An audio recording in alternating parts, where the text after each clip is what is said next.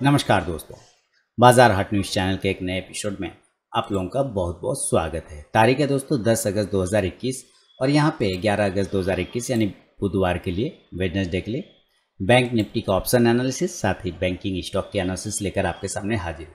देखिए, आज bank Nifty ने कोशिश तो किया था, प्रीवियस लेवल को ब्रेक किया, एक अच्छा लेवल दिखाया, लेकिन सारा ख़त्म हो गया कहानी, क्योंकि ऊपर से ज़बरदस्त प्रॉफिट बुकिंग आया। थोड़ा मोड़ा नहीं आया, 300 पॉइंट का प्रॉफिट बुकिंग आया, 300 पॉइंट का बैंक निफ्टी में। और अगर आपने mid cap small cap stock पकड़ रखे हो तो आप अपना पोर्टफोलियो चेक करेंगे तो उसमें तो बहुत ज़्यादा प्रॉफिट बुकिंग आपको देखने को मिला होगा। लेकिन ये प्राइस वाइज करेक्शन है, ये होगा, उसमें कोई टेंशन वाली बात नहीं है। अच्छी क्वालिटी स्टॉक्स अगर आपके पास है, मिड कैप भी है, स्मॉल कैप भी है, लेकिन क्वालिटी स्टॉक्स है तो टेंशन वाली कोई बात नहीं। फिलहाल बैंक निफ्टी हमें क्या बताना चाह रहा है, बैंक निफ्टी का ये कैंडल हमें ये बताना चाह रहा है कि हम एक रजिस्टेंस एरिया में हैं। हम कहाँ पर हैं?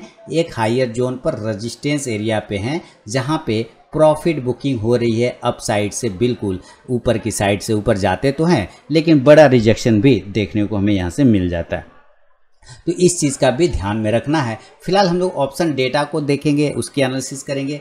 36,400 का लेवल है मेरे लिए बैंक निफ्टी में, जो आना चाहिए, जल्द आना चाहिए। आज का हाई 36,300 तक गया था, कोशिश तो किया था इसने 400 तक के लेवल को टच करने के लिए, लेकिन कर नहीं पाया। 36,400 और 500, ये 500 वाला, जो ये बार बार मैं बोल रहा हूँ, ये 500 बड़ा रेजिस्टेंस है। इसके बाद इसमें और भी बड़ी तेज़ी बनेगी।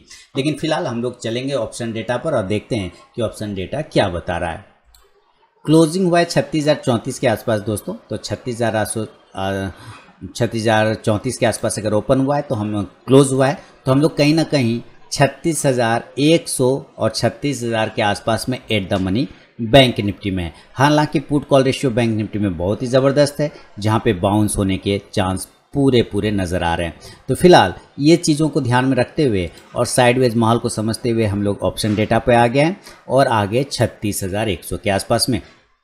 36,100 पे क्या बता रहा है बैंक निफ्टी कि कहाँ पे रेजिस्टेंस है और कहाँ पे सपोर्ट है। यहाँ पे देखिए 36,100 पे बात करें तो 9,31,925 कॉल राइटर है, और अगर आप इसके मुकाबले पुट राइटर की बात करें तो 3,89,000, यानी कि 3 गुना ज़्यादा है उधर। तो हम एक रेजिस्टेंस मान के चल सकते हैं कि 36,100 का एक रेजिस्टेंस है हमारे पास। हम 36,200 की बात करते हैं तो 36,200 पे 15,22,600 कॉल राइटर है। अब पुट की बात करें तो 3,22,000, तो कहाँ इधर 5 गुना ज़्यादा है, तो 36,200 भी हमारे पास अच्छा रेजिस्टेंस है। इसी तरह हम 36,300 की बात करते हैं अगर, तो 36,300 पे 10,21,950 कॉल राइटर है। इसके मुकाबले पुट कहीं भी नहीं है, मात्र 1,22,000। तो इसका मतलब है 36,300 भी हमारा एक इम्पॉर्टेंट रेजिस्टेंस जोन है। 36,400 की बात करें तो 36,400 पे 8,92,225 कॉल राइटर है। अब पुट का बात करें तो मात्र 51,000 है, तो बहुत ही तगड़ा रेजिस्टेंस 36,400 पे भी अवेलेबल है। इसके मुकाबले 36,500 जो बड़ा कैंडल की बात मैं कर रहा था, और इसी स्ट्राइक प्राइस पे सबसे ज़्यादा ओपन इंटरेस्ट एड है, और वो कितना है 5,93,300 टोटल। अगर हम ओपन इंटरेस्ट की बात करें तो 17,89,000, तो ये सबसे बड़ा रेजिस्टेंस है 36,500। तो 36,500 तो मैं पहले ही बता रहा था कि बड़ा कैंडल का रेजिस्टेंस जो है रेड वाले का। अभी जो चार्ट पे हम लोग चल के देख रहे थे, वापस मैं आपको एक बार दिखाना चाहूँगा चार्ट। तो मैं ये कैंडल की जो बात कर रहा था वही कैंडल। अब देखिए यहाँ पे तो हम आ गए। अब यहाँ पे आने के बाद हमें करना क्या है कि रेजिस्टेंस तो मिल गए हमें। अगर हम सपोर्ट ढूंढने की बात करें तो 36,000 है ना, 36,000 पर अगर हम बात करते हैं तो 36,000 हमें क्या बता रहा है?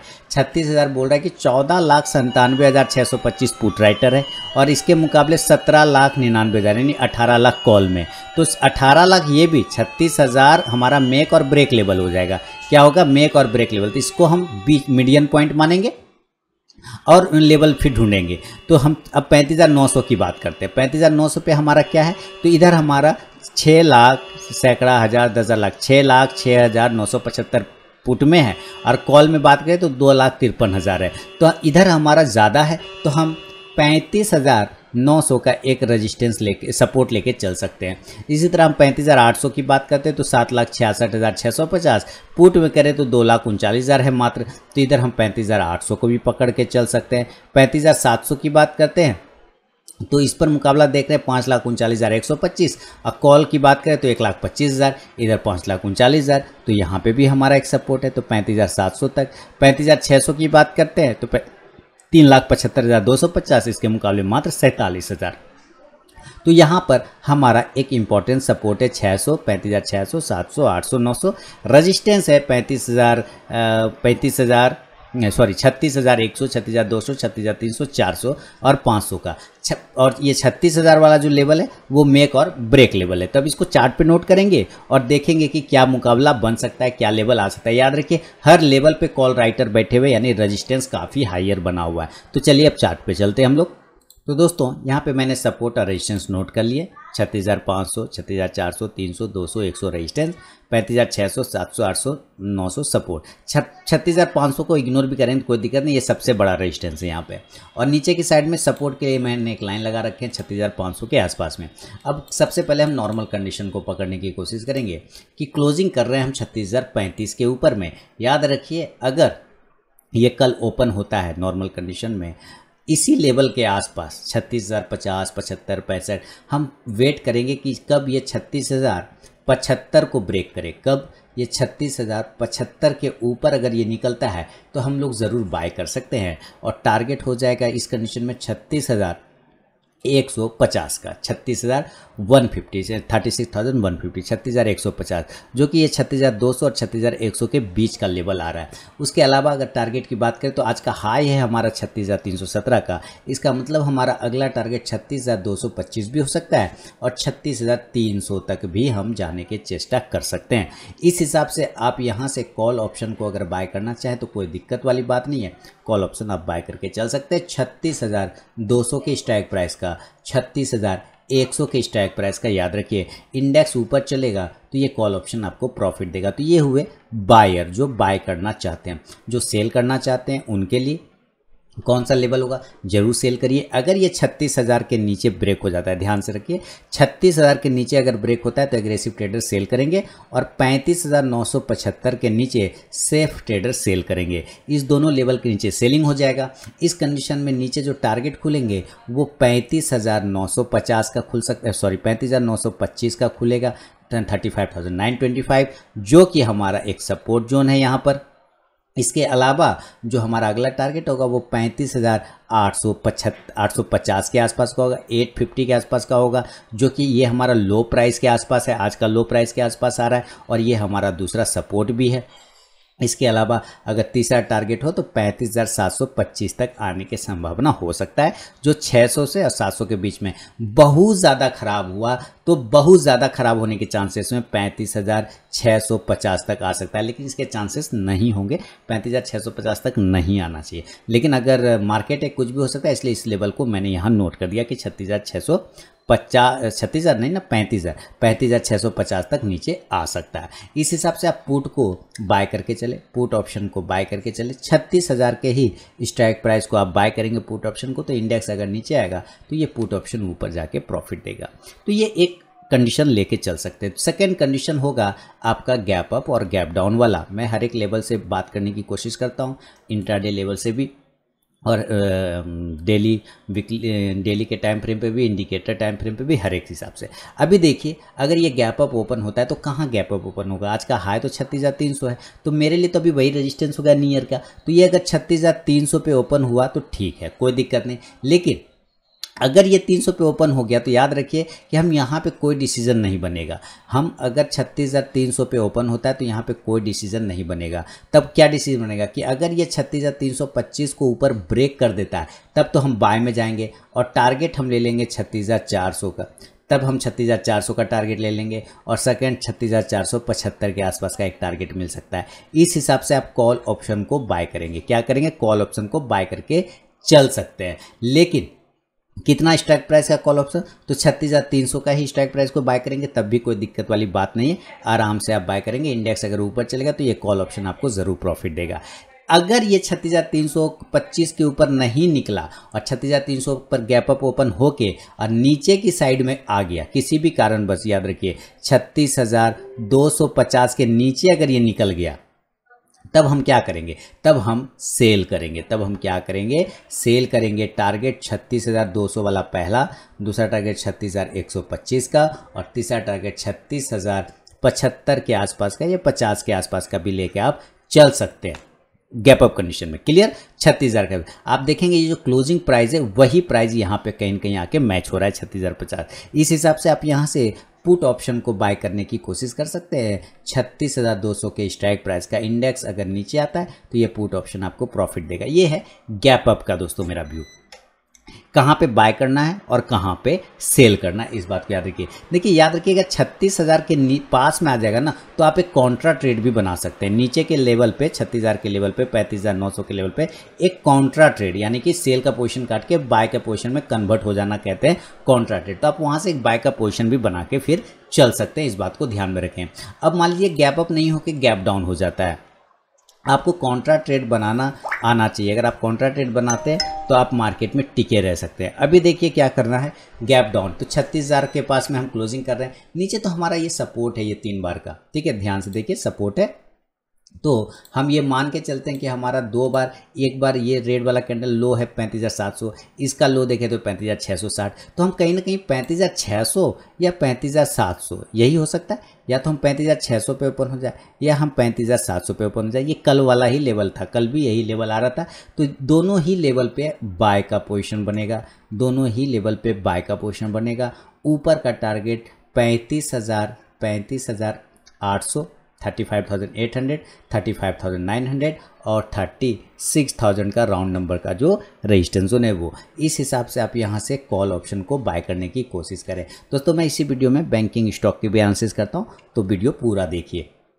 अब यहाँ से कॉल ऑप्शन बाय करेंगे तो कितने कॉल ऑप्शन, आप 35,700 का भी कर सकते हैं, 35,800 का भी कर सकते हैं, नो प्रॉब्लम। इंडेक्स ऊपर चलेगा तो ये कॉल ऑप्शन आपको प्रॉफिट देगा। याद रखिए ऊपर के जोन पे सेलिंग है, रेजिस्टेंस है क्योंकि राइटर बैठे हुए, नीचे की साइड में बहुत ही अच्छा सपोर्ट है, तो आपको यहाँ से बाइंग के लेवल भी बनेंगे। अभी इसका देखिए डेली के टाइम फ्रेम पे ही इंडिकेटर देखने की कोशिश करें तो MACD RSI में ऐसा कोई प्रॉब्लम है नहीं, बिल्कुल सही है। अगर हम इसका 15 मिनट का टाइम फ्रेम देखें, 15 मिनट इंट्राडे, तो वो क्या बता रहा है ये भी समझते हैं। तो इसने भी बिल्कुल आज आपको थका दिया होगा, बहुत ही कैंडल देख के ही पता चल रहा है कि आपको बिल्कुल थका दिया होगा। देखिए ये 15 मिनट के टाइम फ्रेम पे किस तरह से एक साइडवेज जोन का सामना करना पड़ा और पूरा दिन थका दिया। तो ये लेवल है ना, ये लेवल है। अगर इसके नीचे कट गया 35,900 के नीचे तो कमज़ोर हो जाएगा, डायरेक्ट 35,700 तक गिर जाएगा, 800 और 700 के लेवल आ जाएंगे। याद रखिए ये लेवल है, तो इसके हिसाब से अगर आप ये 35,900 के नीचे आते हैं तो 800 और 700 का टारगेट आपको मिल जाएगा। लेकिन अगर ये ऊपर 36,130-35 के ऊपर निकलता है तो वापस 36,300 तक जाने की कोशिश कर सकता है। तो नज़र रखिए। और अभी फ़िलहाल एक बार मैं ग्लोबल मार्केट आपको अपडेट कर देता हूँ कि ग्लोबल मार्केट क्या चल रहा है। तो चलिए हम लोग चलते हैं ग्लोबल मार्केट में, और ये आगे एक बार रिफ्रेश कर देता हूँ वापस से ग्लोबल मार्केट को। तो देखिए पॉजिटिव है।